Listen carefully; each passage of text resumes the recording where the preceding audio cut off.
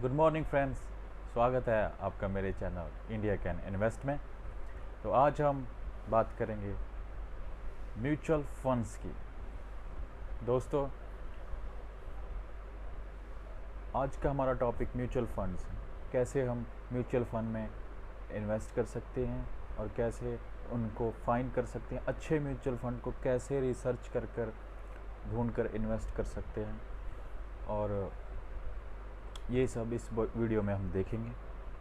हम सीखेंगे किस टाइप के म्यूचुअल फंड्स अवेलेबल हैं और किस टाइप्स के म्यूचुअल फंड में हमें इन्वेस्ट करना चाहिए। तो शुरू करते हैं। Investing India can invest, let's start. दोस्तों, सबसे पहले बात करते हैं हम म्यूचुअल फंड्स की। तो म्यूचुअल फंड क्या होता है? म्यूचुअल फंड बेसिक लेवल पे आप समझिए इसे कि मान लीजिए आपके शहर में या आपके गांव में जो सरपंच है, मान लीजिए वो एक्सपर्ट है फाइनेंस में, उसे नॉलेज है, सब चीज़ के ज्ञान है। तो आपने क्या किया कि आपके कुछ लोग आपके गांव में इकट्ठे हुए और 10-10 रुपये 100-100 रुपये इकट्ठे करके मंथली उसको दे रहे हैं। और जो कि जो आपके गांव का सरपंच है या एक एक्सपर्ट बंदा है, आप उसको पैसे दे रहे हो क्योंकि आपको इन्वेस्टिंग की प्रॉपर नॉलेज नहीं है, क्योंकि आपको म्यूचुअल फंड में इन्वेस्ट करने की प्रॉपर नॉलेज नहीं है। आप एक पर्सन को अपना पैसा दोगे जो कि एक्सपर्ट है, उसे पता है कि कौन से कंपनी में इन्वेस्ट करना चाहिए और कौन सी कंपनी में इन्वेस्ट नहीं करना चाहिए। तो जब आप उसी को पैसा दोगे तो आपको वो मंथली रिटर्न देगा, जो कि म्यूचुअल फंड के अकॉर्डिंग आपको अच्छी वेल्थ क्रिएट कर सकते हैं। तो मेनली बात ये है कि आप म्यूचुअल फंड में पैसा देते हो और उस पैसे से आपको रिटर्न आती है। जो रिटर्न आपको आती है वो आपका प्रॉफिट है। तो म्यूचुअल फंड की कैटेगरीज के बारे में आप बात करते हैं। म्यूचुअल फंड्स के मेनली 3-4 कैटेगरीज हैं जो आपको मैं बताता हूँ। पहली कैटेगरी है large cap funds. Large cap funds वो फंड्स हैं जिसमें बड़ी बड़ी कंपनीज़ के स्टॉक्स या बड़ी बड़ी कंपनीज़ आती हैं, like Reliance industries, HDFC bank, Bajaj finance. तो ये जो कंपनी है मतलब बड़ी कंपनी है। तो जो बड़ी कंपनी है उसमें रिस्क कम होता है, इसलिए लार्ज कैप फंड हम तब लेते हैं जब हमें पता हो कि हमें रिस्क कम रखना है, इसलिए हम लार्ज कैप फंड में इन्वेस्ट करते हैं। तो सेकंड कैटेगरी है mid cap fund. Mid cap fund वो फंड्स हैं जहाँ पे कंपनीज मेडिक्योर होती है, मीन्स उनका मार्केट कैप है जो ना ही ज़्यादा बड़ा है और ना ही ज़्यादा छोटा है, तो वो मिड में आ जाती हैं। ये कैटेगरी म्यूचुअल फंड में बहुत पॉपुलर कैटेगरी है, क्योंकि इस कंपनी में इन्वेस्ट करना ना ही ज़्यादा रिस्की है और ना ही ज़्यादा अनरिस्की है। मतलब ये कैटेगरी में ऐसी कंपनीज आ जाती हैं जो इस्टेब्लिश तो हो चुकी हैं लेकिन इतनी इस्टेब्लिश नहीं हुई हैं, जैसे लाइक रिलायंस जो लार्ज कैप में नहीं है। तो ये बड़ी इंटरेस्टिंग कैटेगरी है। तो नेक्स्ट कैटेगरी है small cap. Small cap funds वो फंड्स हैं जो कंपनीज बहुत ही स्मॉल हैं, लाइक जो कि शुरुआत की है अभी कंपनी ने और शुरुआत अच्छी हुई है, लेकिन ये कैटेगरी में रिस्क काफ़ी ज़्यादा है। अगर आपको अच्छी प्रॉपर नॉलेज है स्मॉल कैप्स की या मतलब एनालिसिस करने की, तो आप इसमें इन्वेस्ट कर सकते हैं। रिस्क कैपेसिटी के साथ आपको इन्वेस्ट करना चाहिए। लाइक अगर आप लार्ज कैप में इन्वेस्ट करते हैं तो रिस्क कम है, बिकॉज़ रिलायंस इंडस्ट्री और जो बड़ी बड़ी ये कंपनीज़ हैं वो एकदम छोड़ के तो चली नहीं जाएंगी। इसीलिए मिड कैप जो कंपनी है वो भी इतनी जल्दी नहीं जाएंगी, लेकिन स्मॉल कैप कंपनी में रिस्क होता है, क्योंकि स्मॉल कैप कहते हैं कि 100 स्मॉल कैप्स कंपनीज में 95 कंपनीज डूब जाती हैं, उससे 5% कंपनीज टिकती हैं, मतलब ग्रो होती हैं।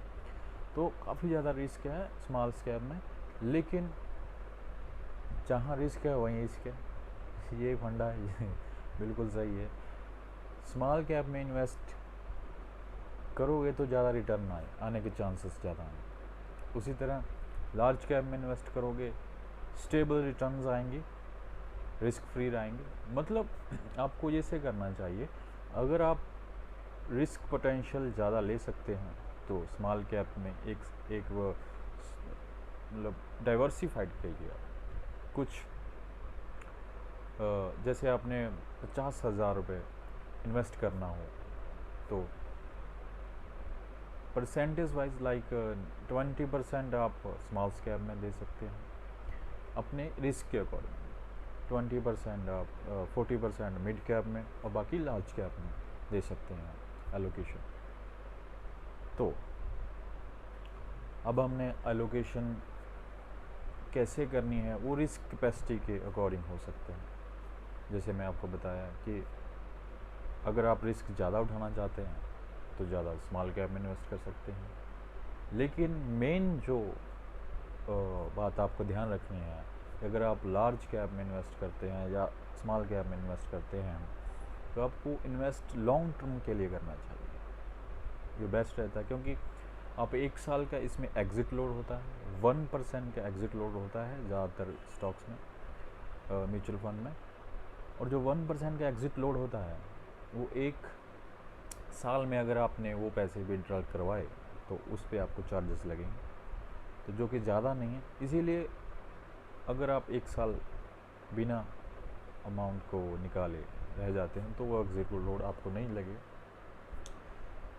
तो आपने 3 कैटेगरीज हमारे सीखा, पहली large cap, mid cap and small cap. तो एक कैटेगरी और है जो कि फ्लेक्सी कैप, जो कि मल्टी कैप और फ्लेक्सी कैप, पहले इसको मल्टी कैप कहते थे, अब फ्लेक्सी कैप कहते हैं। फ्लेक्सी कैप में सारी कैटेगरी के फंड्स अवेलेबल हो जाते हैं, लार्ज कैप भी है, स्मॉल कैप भी है और मिड कैप भी है, तीनों फंड्स में है।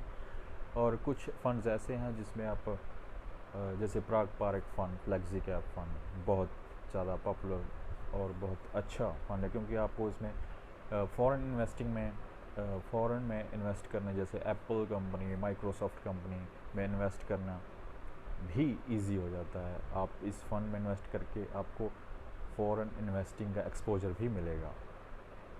तो चलिए दोस्तों, आगे बात करते हैं म्यूचुअल फंड और स्टॉक्स के कंपैरिजन की। दोस्तों अब बात करते हैं कि म्यूचुअल फंड को हम सेलेक्ट कैसे करें। तो दोस्तों म्यूचुअल फंड को सिलेक्ट करना इन्वेस्टिंग के लिए बहुत ज़रूरी है। आपको प्रॉपर रिसर्च करके बिना किसी के झांके में आए, और क्या होता है कि सबसे मेन चीज़ जो है, आपको इन्वेस्ट करने से पहले ये ज़रूर देख लेना चाहिए कि कैसे कोई किसी एजेंट से तो नहीं करवा रहे इन्वेस्टिंग, क्योंकि जो आप इन्वेस्टिंग एजेंट्स के थ्रू करवाओगे तो उसमें आपको जो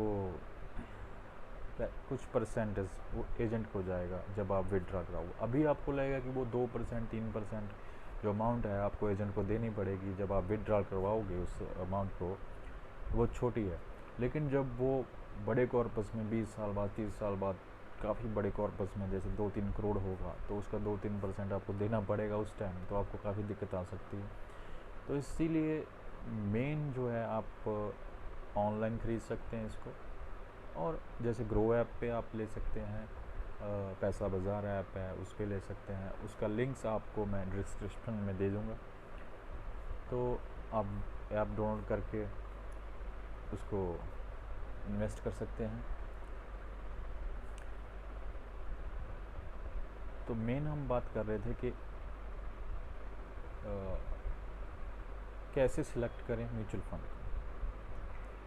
तो पहले जब हम म्यूचुअल फंड देखते हैं, म्यूचुअल फंड की कैटेगरीज़ में आपको पता चल गई हैं, कैटेगरीज़ के अकॉर्डिंग आप किसी म्यूचुअल फंड को रिसर्च करेंगे।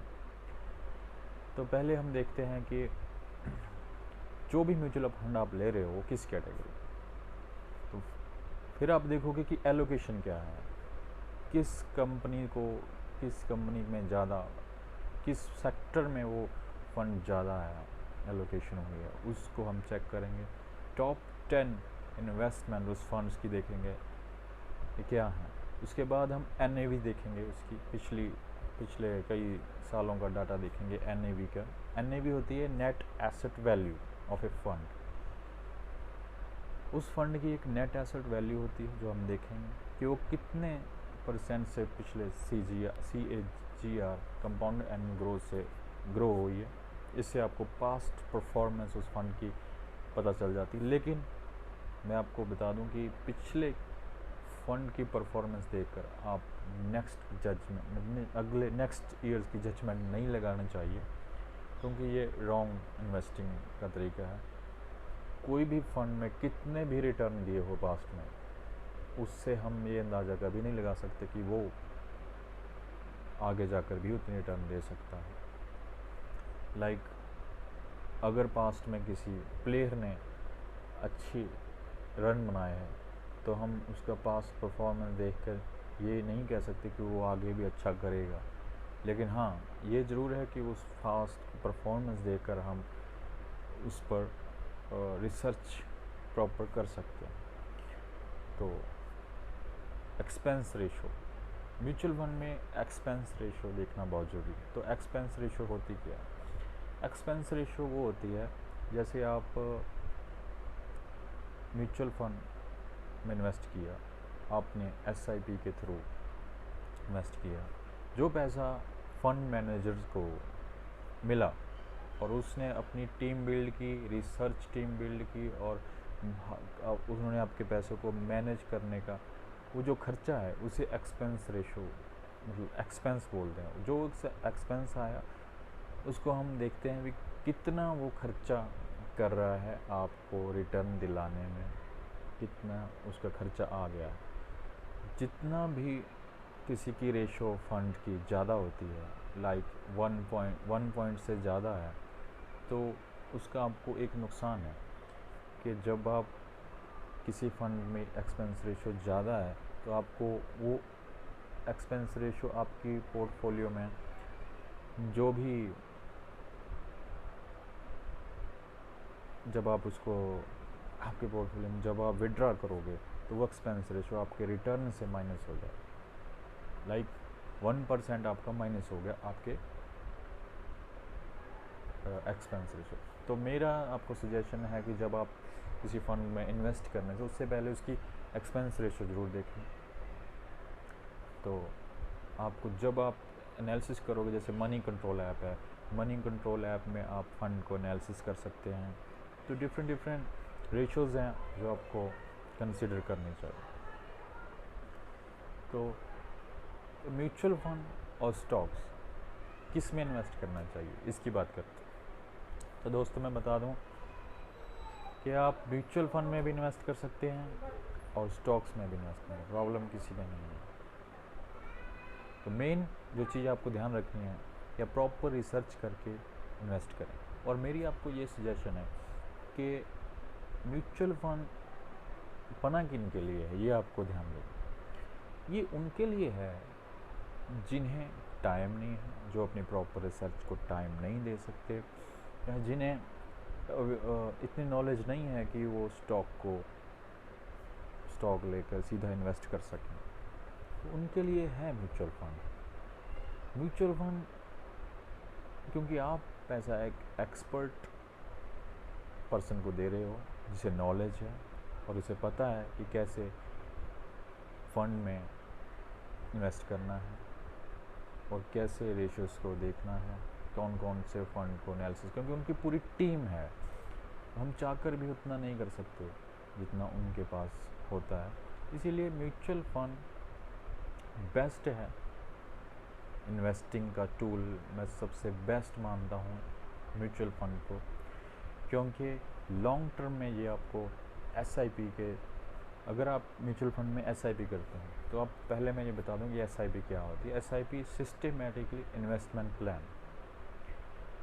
मतलब मंथली आप एसआईपी करते हो। आप लमसम भी कर सकते हो। लमसम का मतलब है एक बारी में आप 1 लाख 2 लाख जितना भी मतलब अमाउंट, फिक्स अमाउंट दे सकते हो। लेकिन जो एसआईपी हो मंथली आपको पे करना होगा। तो जो आप मंथली करते हो उससे होता क्या है, एसआईपी अच्छी बात क्यों है, क्योंकि आपको रिस्क फ्री हो जाते हो। क्योंकि आप हर मंथ इन्वेस्ट कर रहे हो। जैसे आप समझते हैं कि आप सब्ज़ी लेने जाते हो, हर मंथ आप आलू ख़रीदते हो, तो आप देखते हो कि हर मंथ उसके रेट चेंज हो रहे हैं। कभी आलू आपको 10 के मिल रहे हैं, कभी 8 रुपये किलो मिल रहे हैं, कभी 50 रुपये किलो मिल रहे हैं। लेकिन जब आपको पता है कि आलू 50 रुपये किलो मिल रहे हैं तो कोई बात नहीं, आप लीजिए। लेकिन जब आपको ये पता चल जाता है कि ये वही 50 रुपये वाला आलू आपको 8 रुपये में मिल जाए तो आप क्या करोगे? वही चीज़ इस मार्केट में, जब आपको पता चले कि मार्केट इतनी ज़्यादा करेक्ट हो चुकी है, सस्ती मिल रही है, तो आप लमसम अमाउंट भी लगा सकते हैं। लेकिन ये अपॉर्चुनिटी होती है, जो अपने पास कैश अवेलेबल होगा तो आप ये चीज़ कर सकते हैं। तो हम आगे बढ़ते हैं।